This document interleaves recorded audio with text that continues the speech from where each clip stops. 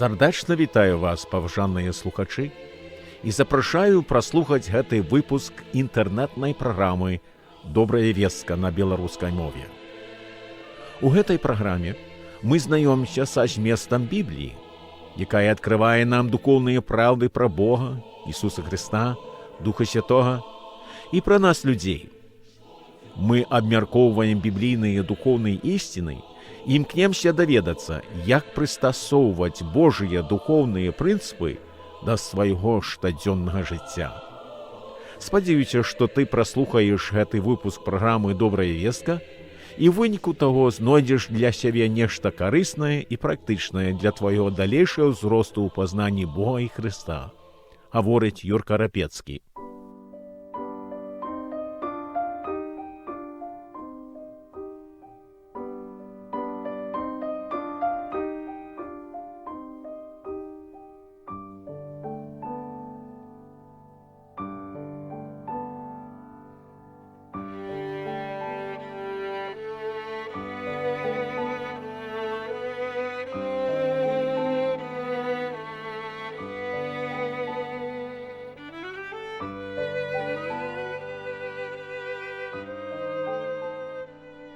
Цудоўны край, дзе няма месца для турбот, для гора слёз, дзе раздаецца славы песня, дзе сонца свеціць сам Христос. Туды жадаю я дайсці, туды імкнуся ўсёй душой, каб назаўсёды там знайсці жыцця вечнага спакой. Там горад, што не бачым вокам, не чуў, не думаў чалавек, дзе не чаргуе дзень са змрокам, дзе заўжды святло гарыць. Дзе вада цячэ жывая, шырокай светлаю ракою, і народ святы спявае ўсёй магутнаю сям'ёю. О, сябры, паскорым крокі, хутка прыйдзе ўжо канец, шлях закончыцца далёкі, не будуць ногі ўжо балець. Христос сустрэне нас з табою, у тым горадзе святым, павядзе сваёй рукою па палацах залатых.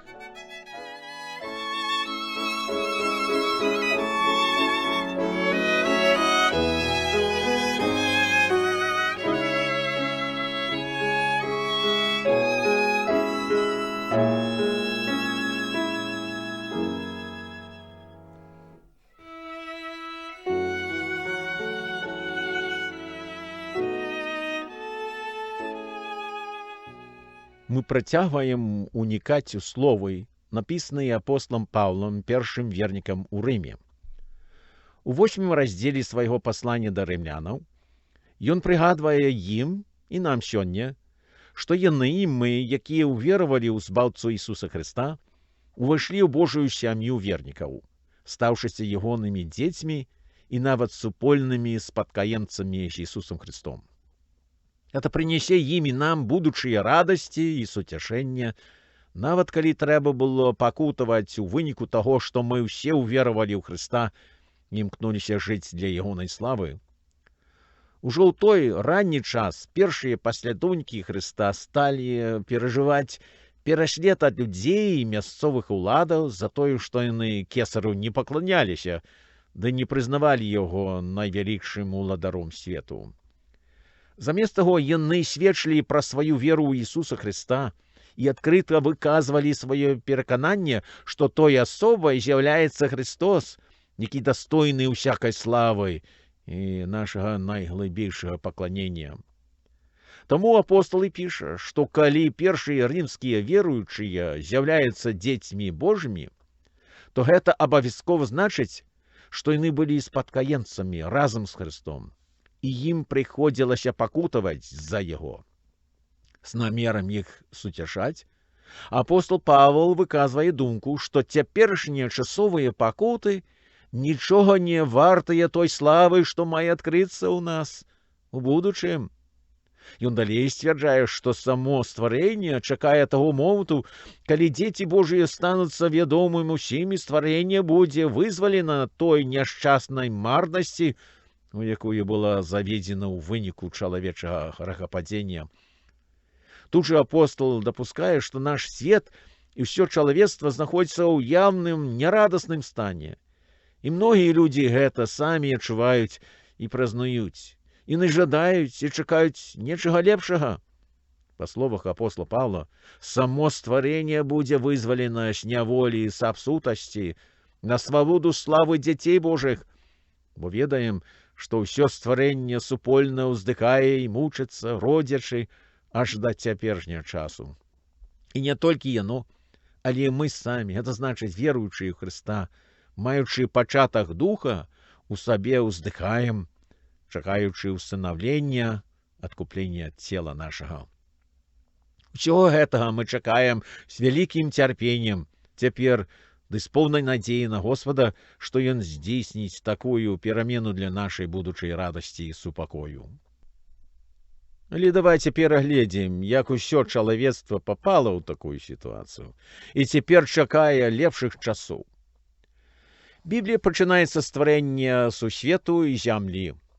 У скарочаным выглядзе апісваецца, як Тварэц Бог стварыў зямлю, жывыя істоты, у тым ліку першых людзей. Што тычыцца людзей, Ён даў першым людзям, Адаму і Еве, поўную свабодную волю, якой яны рашалі, што думаць, казаць, рабіць самі для сябе. Канечне, калі Бог даў ім поўную свабодную волю, то ўзнікла тая мажлівасць, што яны могуць выбіраць для сябе і здзяйсняць дзеі, якія супраціўляюцца волі Бога-тварца. У пачатку ўсё было добра паміж першымі людзьмі і Богам. У сваіх адносінах з Богам ніякіх цяжкасцяў людзі не мелі. Але трэба тут жа і прыпомніць, што Бог-тварэц даў ім адзін загад з паняццем, што яны будуць яго захоўваць, яго не парушаць. Загад заключаўся ў тым, каб яны не бралі і не каштавалі пладоў з дрэва з пазнання дабра і зла, што стаяла ў цэнтры Эдэмскага саду. На жаль, адна няшчасная падзея змяніла сітуацыю паміж Богам і першымі людзьмі. Існаваў і хадзіў па садзе змей, які мог гаварыць з людзьмі. Нам сёння цяжка верыць таму, што так яно і было, але так і паведамляецца ў першай кнізе Бібліі «Быцці».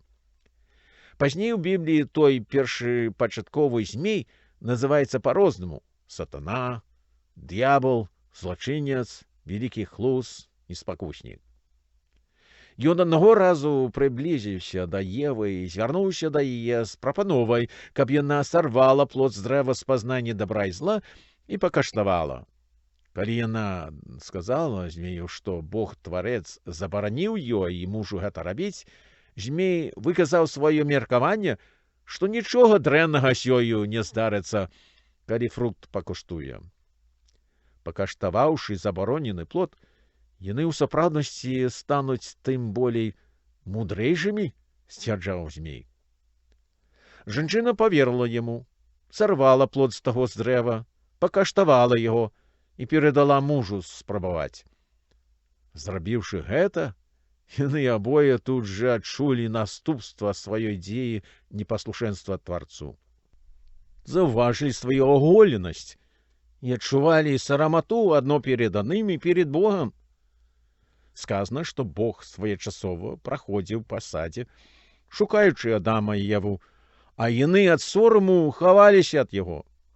Знайшоўшы іх, Бог запытаўся ў Евы, ці ж не яна сарвала плод з дрэва з пазнання дабра і зла, на што яна адказала так, але тут жа абвінаваціла змея ў тым, што ён прапанаваў ёй гэта зрабіць. Карацей кажучы, поўную віну яна клала на змея, толькі не на сябе. І калі Бог запытаўся ў Адама, чаму ён таксама пакаштаваў забаронены фрукт, то мужчына абвінаваціў сваю жонку, якую, як ён пацвердзіў, Бог даў яму. І зноў віна клалася на іншага чалавека, але не на сябе. Перед Богам гэта быў вялікі грэх непаслухмянасці ягонаму загаду, і за гэта Богу трэба было расплаціць пакараннем. Бог перш за ўсё звярнуўся да змея са словамі: «За тое, што ты зрабіў гэта, Прокляты ты перед усім быдлом и перед усими живелами польными. Ты будешь ходить на чарове твоим, и будешь есть и пыл во все дни життя твоего, и ворожесть покладу поміж тобою, и поміж жанчиною, и поміж семем твоим, и поміж семем ее. И оно будет бить тебе у голову, а ты будешь джалить его у пяту. Гэтыя словы, выказанные змею сатане, были предказальными про ахвярную смерть и воскресение Иисуса Христа с мертвых.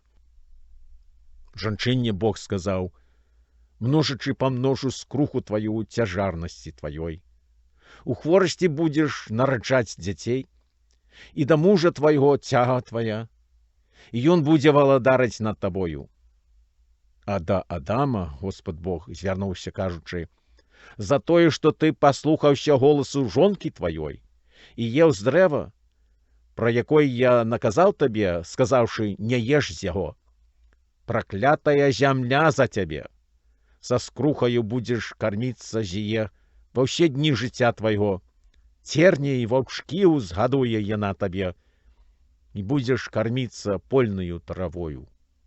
У поте твару будешь есть и хлеб, покуль не вернешься в землю, з якої ты взятый, бо пыл ты, и у пыл вернешься». Карацей, усё пошло для человека не так. Такого Бог не хотел для людей, але яны выбрали свой уласны шлях, і жыццё сталася для іх марнай і цяжкой. І вось кожны з нас неяк адчувае, што хоць бываюць прыемныя моманты ў нашым жыцці, бываюць таксама нямала тых сумных момантаў, што шкодзяць нам. Кожны з нас сустракае свае асаблівыя цяжкасці. Некаторым прыходзіцца пакутаваць больш, калі іншым менш. Наша найвялікшая беда ў тым, што мы ўсе аднолькава грэшнікі, час ад часу праяўляем сваю ўласную волю.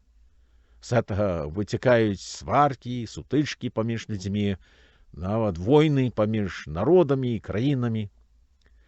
У кнізе пророка Єремії сказано про агульную натуру и намеры людей.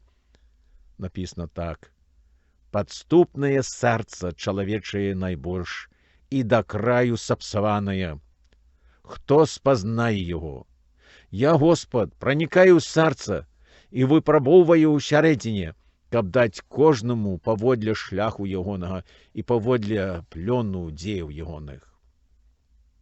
Мы ўсе аднолькава жадаем і шукаем чагосьці лепшага, каб неяк вызваліцца ад жыццёвых непрыемнасцяў. Напэўна, гэта ж меў на ўвазе апостол Павел, калі напісаў, што ўсё стварэнне енчыць і пакутае дагэтуль, чакаючы нечага лепшага. Паважаны слухачу, ці ты часамі адчуваеш нейкую стомленасць ад жыцця і хацелася б жыць з нейкай палёгкай? Думается, что так, мы все такие. И что здарыцца, калі б нашыя чаканні на лепшае заўтра ажыццявіліся? На жаль, история показывает, что мы, як чалавечы род, у гэтым не разбираемся. Самому Богу трэба будзе зноў сысці да нас і усталяваць сваё царства сярод нас. Ці нешта такое збудзецца?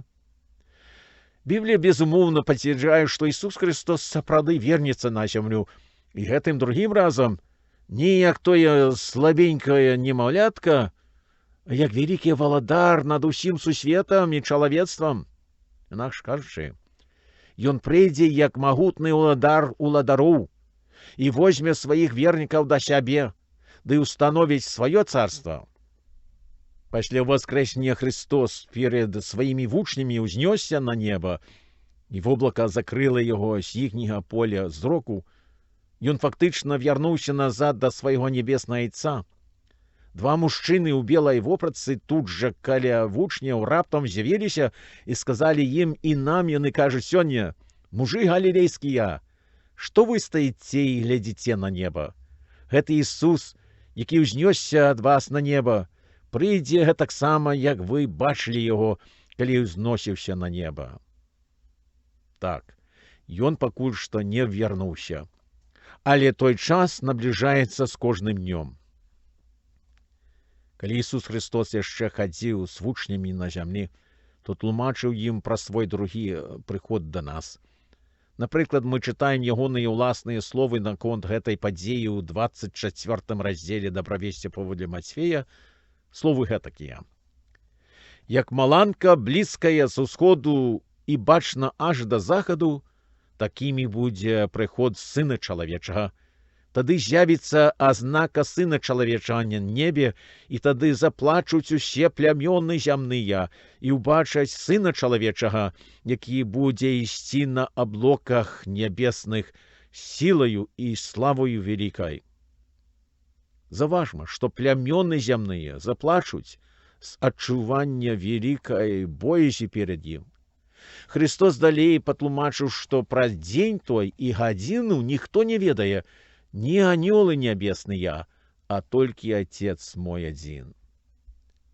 Христос сыдзе зноў на зямлю дзеля таго, каб сабраць сваіх паслядоўнікаў да сябе і даць ім асаблівае месца ў Царстве Небесным. Але таксама дзеля таго, каб пакараць тых, хто на яго і ягоныя словы не звярталі ніякай увагі, ды не падпарадкоўваліся яму. Апостол Павел піша пра той будучы час, калі Христос вернецца на зямлю ў полымным вагні і адпомсціцца тым, хто пры зямным жыцці не спазнаваў Бога і не ўпакорваўся сказанаму ў Святым Пісанні пра Бога Ісуса Христа. Апостол кажа, што такія прымуць кару, вечную пагібель ад імя Господа і ад славы магутнасці ягонай. А што будзе пасля таго? Адказ мы знаходзім у апошняй кнізе Бібліі «Адкрыцці», дзе аўтар Ян Багаслоў піша, што яму было падказана: «І ўгледзеў я новае неба і новую зямлю, бо ранейшае неба і ранейшая зямля мінулі, і мора ўжо няма. Ян, угледзеў святы горад Єрусалім, новы, які сыходзіў ад Бога з неба, падрыхтаваны, як нявеста, убраная для мужа свайго. І пачуў я гучны голас неба, які казаў: вось скіне Бога з людзьмі, і ён будзе жыць з імі. Яны будуць ягоным народам, і сам Бог з імі будзе Богам іхнім. І ўтрэ Бог кожную слязіну з вачэй іхніх, і смерці не будзе ўжо, ні плачу, ні енку, ні хваробы ўжо не будзе, бо ранейшае прайшло». Паважаны слухачу, ці ж не хацеў, ці не хацела ты папасці ў такое месца? Слово Божие пацвярджае, што гэта магчыма праз увераванне ды прыняцце Ісуса Христа сваім асабістым збаўцам і Господам уладаром. Калі яшчэ гэтага не зрабіла, то падахвочвае звярнуцца да Яго з малітваю каяння і веравання. З гэтага пачнецца твая падрыхтоўка да неба і вечнага прабывання з Христом.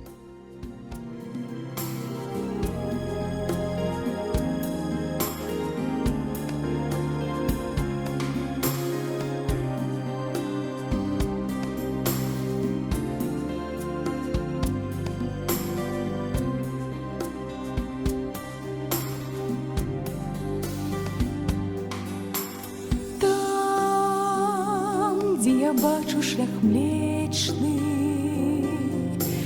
паміж планет горад стаіць, горад вечны.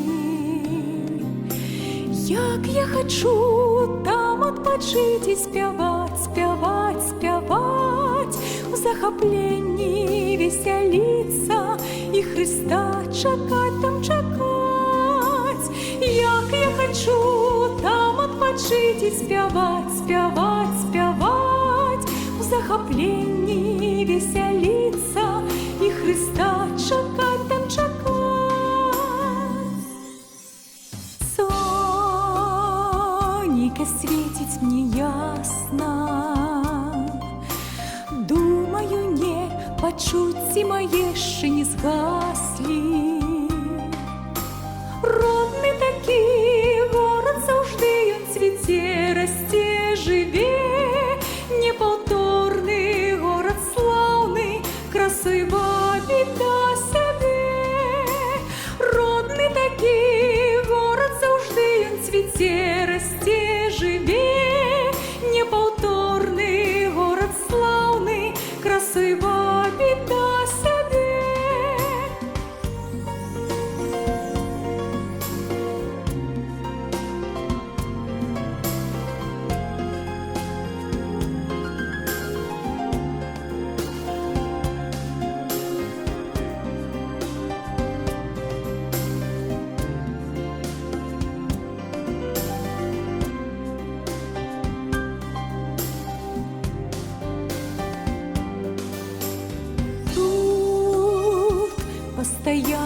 змори. Душу мою мучить життєве гора.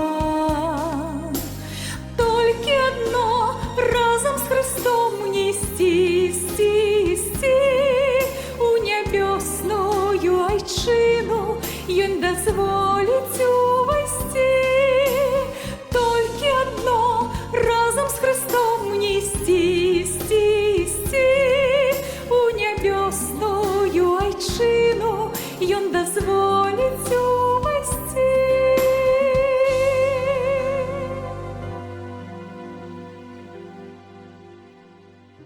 Шановний слухач, щиро дякую за тое, што праслухаў гэты выпуск інтэрнэтнай праграмы «Добрая вестка». Спадзяюся, што пачутае ў праграме было павучальна і падбадзёрыла цябе, ды тым болей паспрыяе твайму духоўнаму росту ў пазнанні Бога і ягонай волі для цябе. Магчыма, у цябе ўзнікла нейкае пытанне, або ты проста хацеў бы, або хацела б выказацца мне пра пачутае ў праграме. Калі так, то шчыра запрашаю напісаць мне электроннай поштай. Я з задавальненнем прачытаю і, калі трэба, адкажу табе.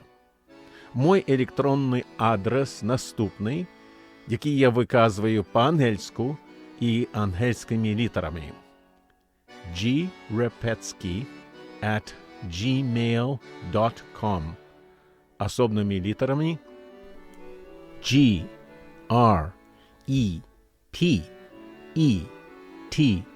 GREPETSKI собачка з хвостиком gmail.com.